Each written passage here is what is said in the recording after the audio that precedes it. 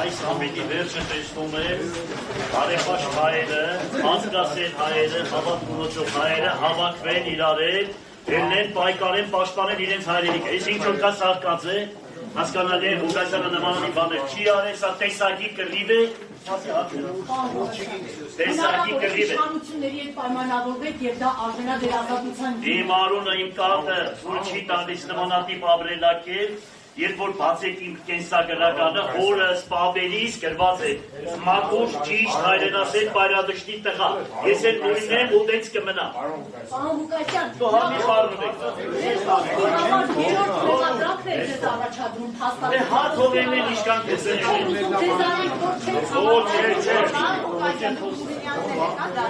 Տեսակի կռիվ է, տեսակի։ Ես կողմից։